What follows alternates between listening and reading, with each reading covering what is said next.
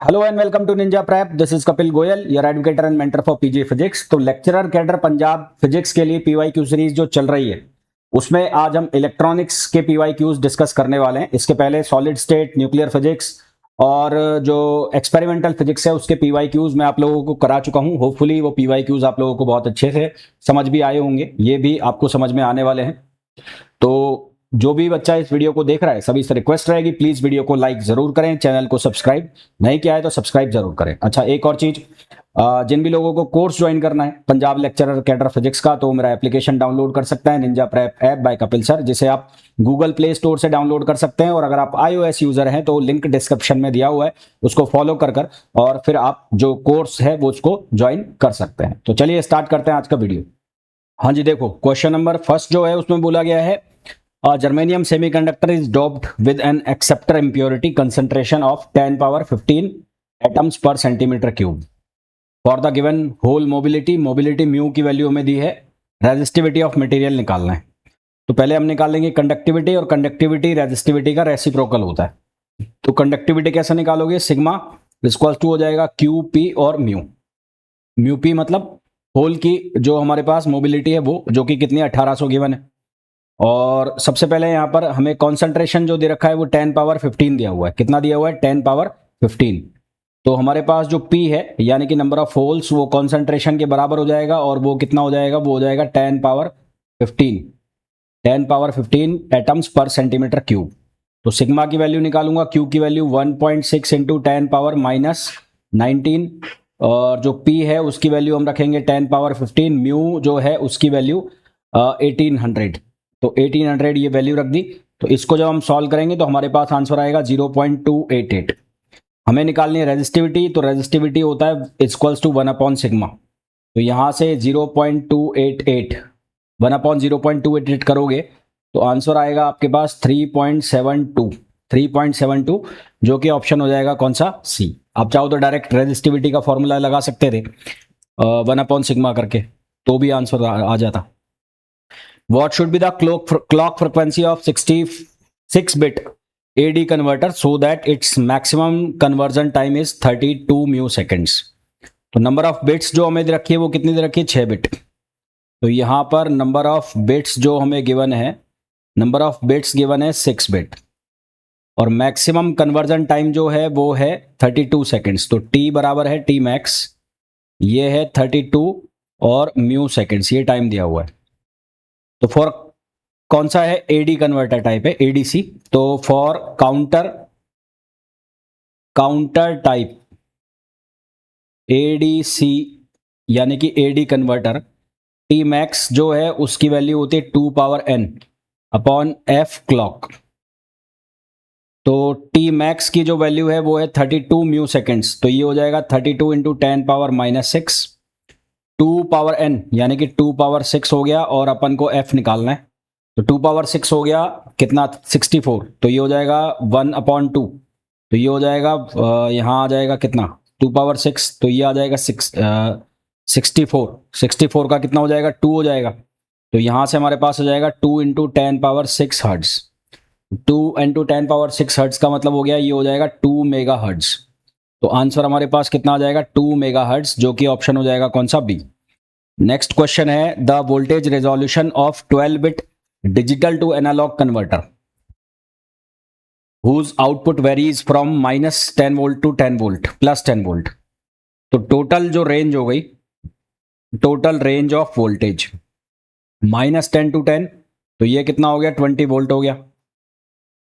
और जो लेवल हो गए 12 बिट है, तो number of level 2 power 12, 2 power n। तो नंबर ऑफ लेवल, तो ये 2 पावर 12, तो 2 पावर 12 कितना हो जाएगा? 2 पावर 12, एक मिनट रुकना भाई, 2 पावर 12, तो ये हो जाएगा 4096। 4096। हमें क्या बताना है? Resolution, voltage resolution. तो रेजोल्यूशन जो बराबर होगा वो किसके बराबर होगा? ये बराबर होगा वोल्टेज रेंज,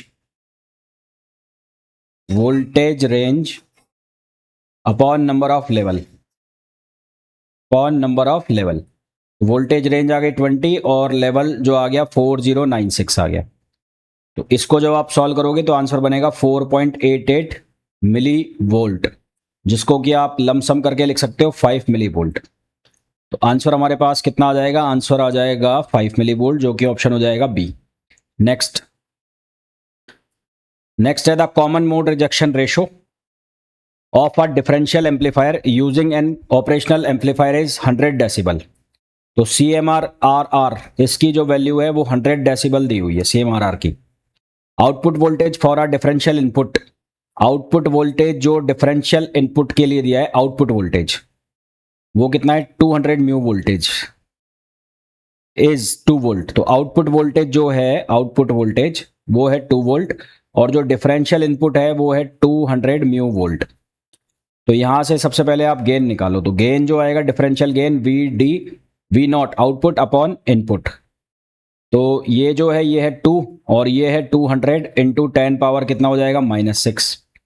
तो यहां से हमारे पास किसकी वैल्यू आएगी? AD की। तो ये कितनी आएगी? 10 पावर 4। तो ये वैल्यू कितनी बचेगी? 10 पावर 4 बचेगी AD की।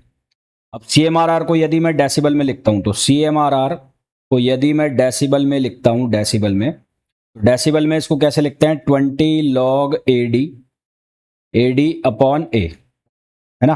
तो हमें क्या पूछा है? Common mode rejection ratio, the output voltage for a differential input is, common mode gain पूछा है ना। तो कॉमन मोड गेन का मतलब हो गया ACM, कॉमन मोड गेन। तो जो डेसिबल में हमें CMRR दिया हुआ है 100 डेसिबल दिया हुआ, तो 100 डेसिबल हो गया, ये 20 हो गया। यहां log AD की वैल्यू रखें तो ये इसको मैंने एक बार लिख दिया AD अपॉन ACM। तो ये हमारे पास क्या बनेगा? 5। तो log AD अपॉन ACM ये क्या बन जाएगा? 5। और ये 10 बेस पे होता है तो इसको अगर हम एंटी लॉग लें तो AD अपॉन ACM ये हो जाएगा 10 पावर 5। कितना हो जाएगा? 10 पावर 5। AD जो है उसकी वैल्यू आई है 10 पावर 4 और ये आया है ACM और ये आया है 10 पावर 5। तो यहां से हमारे पास ACM जो आएगा उसकी वैल्यू आएगी 0.1। क्या वैल्यू आएगी? 0.1, जो कि आंसर कौन सा हो जाएगा? बी हो जाएगा। Next,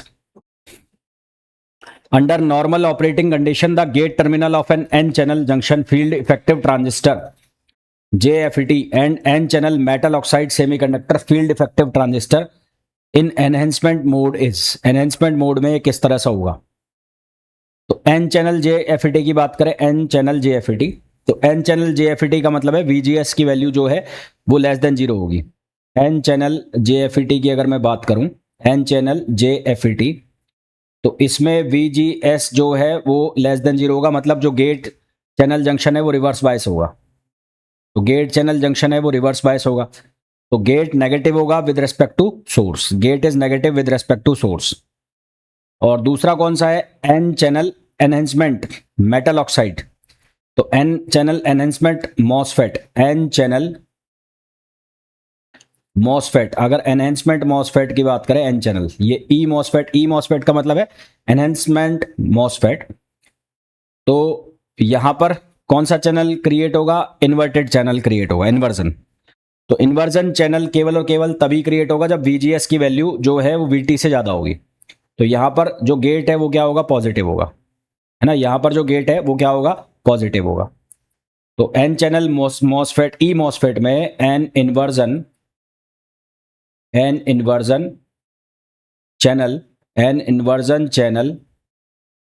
is created only when VGS ज्यादा होगा किससे? VT से, टर्मिनल वोल्टेज से। तो देयरफॉर जो गेट है वो यहां पर क्या होगा? Must be positive. तो गेट मस्ट बी पॉजिटिव, तो यहां पर गेट जो है वो क्या आ जाएगा? पॉजिटिव आ जाएगा। तो JFET जो है वो नेगेटिव गेट बायस्ड होगा एनहेंसमेंट मॉसफेट में और पॉजिटिव हो जाएगा। तो हमारे पास क्या आएगा? एन चैनल में तो आएगा biased with negative and positive terminal, और जो हमारे पास मॉसफेट आएगा एनहेंसमेंट मॉसफेट, उसमें पॉजिटिव टर्मिनल आ जाएगा। तो आंसर हमारे पास क्या आ जाएगा? डी आ जाएगा। Next, a common emitter transistor amplifier circuit is operated under a fixed bias, fix biasing में काम हो रहा है। In this circuit the operating point remains fixed with an increase in temperature, temperature बढ़ने पर क्या होगा वो हमें बताना है। तो देखो कलेक्टर करंट की जो वैल्यू लिखते हैं जब हम फिक्स बायस की बात करते हैं तो वो लिखते हैं बीटा आई बी प्लस बीटा प्लस 1 और आई सी बी ओ। ये लीकेज करंट है। आई सी बी ओ कौन सी करंट है? Leakage current. तो यहां पर आई सी जो है टेम्परेचर बढ़ेगा, टेम्परेचर बढ़ेगा तो आई सी की वैल्यू क्या होगी? इंक्रीज होगी। टेम्परेचर इंक्रीज होगा तो आई सी की वैल्यू क्या होगी? इंक्रीज होगी। और हमारे पास जो फॉर्मूला होता है वी सी ई का वो होता है V C C minus I C R C. क्या होता है? I C R C. तो क्योंकि आई सी बढ़ रहा है, आई सी यहां पर बढ़ रहा है, तो जो वोल्टेज ड्रॉप है, वोल्टेज ड्रॉप कौन सा है? Across resistor. Voltage drop across resistor ये क्या करेगा? इंक्रीज करेगा। वोल्टेज ड्रॉप अक्रॉस रेजिस्टर क्या करेगा? इंक्रीज करेगा। इंक्रीज करेगा, ये वाली वैल्यू जो है इंक्रीज करेगी, तो VCE जो है उसकी वैल्यू क्या हो जाएगी? डिक्रीज हो जाएगी। VCE जो है उसकी वैल्यू डिक्रीज होएगी। और हम जो बनाते हैं ऑपरेटिंग पॉइंट वाला, वो कैसे बनाते हैं? यहां पर ये होता है I और यहां होता है VCE। अब VCE की वैल्यू अगर डिक्रीज करेगी तो सीधी सी बात है ऑपरेटिंग पॉइंट जो है वो किधर की तरफ शिफ्ट करेगा? ऊपर की तरफ। ऑपरेटिंग पॉइंट सैचुरेशन की तरफ शिफ्ट करेगा। तो operating point moves toward the saturation region with increase in temperature. तो जो ऑपरेटिंग पॉइंट है वो किधर की तरफ शिफ्ट करना स्टार्ट कर देगा? ऊपर की तरफ, यानी कि सैचुरेशन रीजन की तरफ शिफ्ट करना स्टार्ट कर देगा। Next, resolution of a DA converter is approximately 0.4 of its full scale range. It is resolution 0.4% दिया है। resolution हमें दिया है 0.4%, तो ये हो जाएगा 0.004। और यहां पर n बिट के लिए, तो for n bit DA converter, n bit DAC, resolution का जो फॉर्मूला है वो होता है 1/2 पावर n। तो अगर मैं लिखता हूं 1/2 पावर 8, 1/2 पावर 8 का मतलब हुआ 1/2 पावर 256, और 1/256 का मतलब हुआ 1/256 का मतलब हुआ 3.9 इंटू 10 पावर -3, मतलब अप्रोक्सीमेटली 4%। तो ये आता है अप्रोक्सीमेटली 4%, 0.4%। तो ये किसके लिए होगा? 8 बिट कन्वर्टर के लिए बैठ रहा है। तो आंसर हमारे पास क्या आ जाएगा? 8 बिट कन्वर्टर आ जाएगा। नेक्स्ट है the speed of conversion is maximum in. Conversion की स्पीड मैक्सिमम किस में होगी? तो कन्वर्जन की स्पीड मैक्सिमम, इसका जो ऑर्डर होता है वो याद रख लो आप। तो इसका ऑर्डर होता है, पैरेलल कंपैरेटर को हम कहते हैं फ्लैश टाइप, इसको हम कहते हैं फ्लैश टाइप। और जो ये है SAR, ये पहला वाला जो है SAR, ये काउंटर, और ये डुअल स्लोप। तो इसका जो ऑर्डर होता है, ऑर्डर स्पीड का, वो होता है फ्लैश टाइप। फ्लैश टाइप का मतलब हो गया पैरेलल वाला। फिर सेकंड नंबर पे आता है हमारे पास SAR, मतलब सक्सेसिव अप्रोक्सीमेशन। सेकंड नंबर पे आता है SAR, successive approximation. Third number पे आता है हमारे पास काउंटर, और फोर्थ नंबर पर आता है हमारे पास डुअल स्लोप। तो ये इनके ऑर्डर होते हैं, ये इनके ऑर्डर होते हैं। तो हमें पूछा है सबसे ज्यादा स्पीड किस में आएगी? तो सबसे ज्यादा स्पीड इसमें आएगी, बी में आएगी। Next, which of the following statement is true? And not gate are necessary and sufficient for the realisation of any logic function. And not gate are necessary and sufficient for the realisation of any logical function, तो ये गलत है क्योंकि universal gate नहीं है। और and not gate, तो ये भी गलत हो गया। NOR gate are sufficient to realise any logical function. NOR gate जो सफिशिएंट होता है, नॉर गेट सफिशिएंट होता है किस केस में? नॉर गेट होता है यदि आपको बनाना हो एंड गेट, आपको बनाना हो और गेट, और आपको बनाना हो नॉट गेट, तो इनके लिए सफिशिएंट होता है। और जो नैंड गेट होता है वो सभी के लिए काम करता है। तो NAND gate are not sufficient to realise any logical function, तो ये सभी के लिए काम करता है, जबकि यहां लिखा है नॉट सफिशिएंट। तो ये वाला जो ऑप्शन है डी, ये भी आपका क्या हो गया? गलत हो गया। तो केवल और केवल कौन सा बचा हमारे पास? सी बचा। तो सही आंसर हमारे पास क्या आ जाएगा? सी आ जाएगा।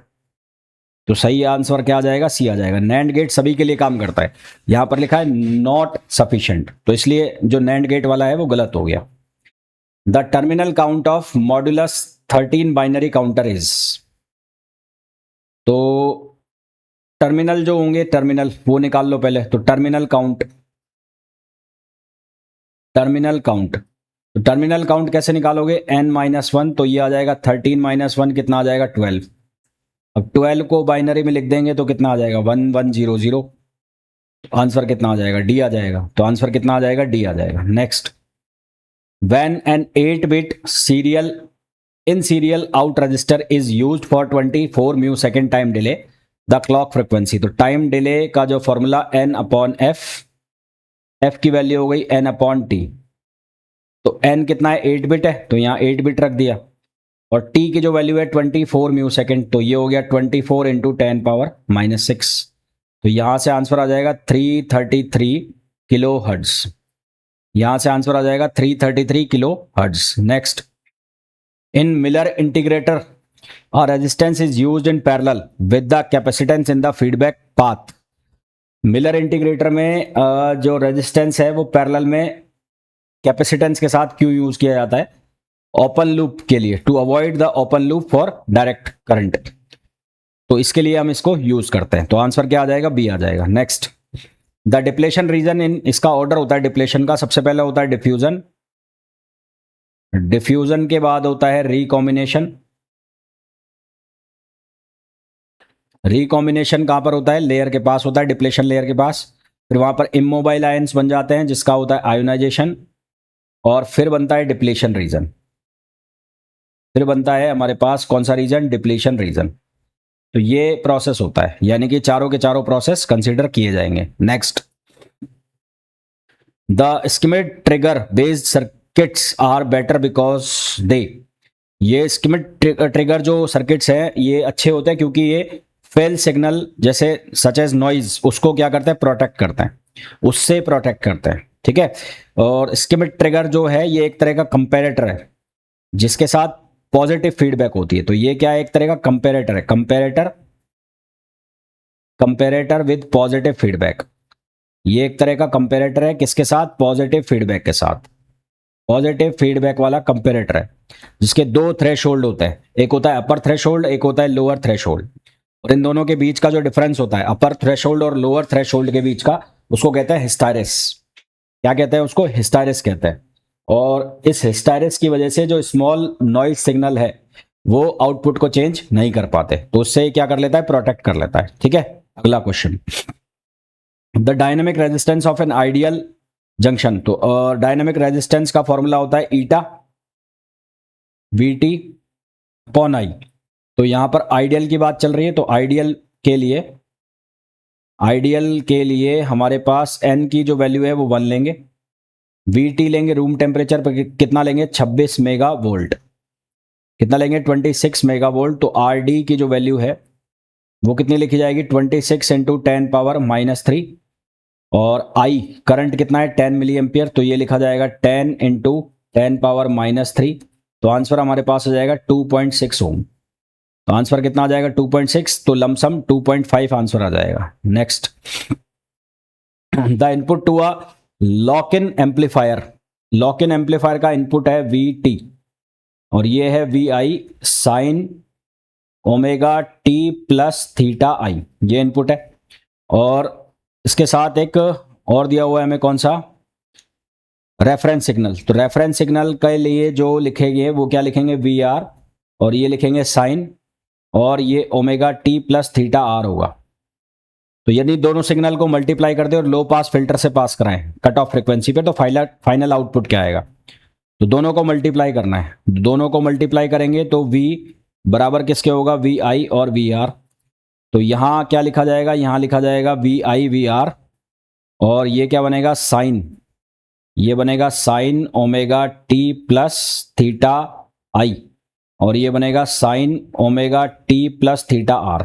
अब साइन A और साइन B का फॉर्मूला लगा दो, तो वो क्या बनेगा, 1/2 cos A - B minus cos A + B। तो साइन A साइन B का फॉर्मूला यूज कर रहा हूं, तो यहाँ 2 आ जाएगा, यहाँ आएगा cos A - B। cos A - B का मतलब है θi - θr minus cos A + B। तो ये दोनों को ऐड कर दो, तो दोनों को ऐड करोगे तो 2ω/t + θi plus theta R, ये वैल्यू आ जाएगी। तो लो पास फिल्टर जो है, लो पास फिल्टर के लिए हमें फ्रीक्वेंसी का जो टर्म कितना है, वो फ्रीक्वेंसी का टर्म है 2 ओमेगा। तो लो पास फिल्टर के लिए फ्रीक्वेंसी जो है, वो फ्रीक्वेंसी कितनी हो गई, 2 ओमेगा। तो जो लो पास फिल्टर है वो एसी कंपोनेंट को क्या कर देगा, रिमूव कर देगा। तो low pass filter removes AC component and only DC component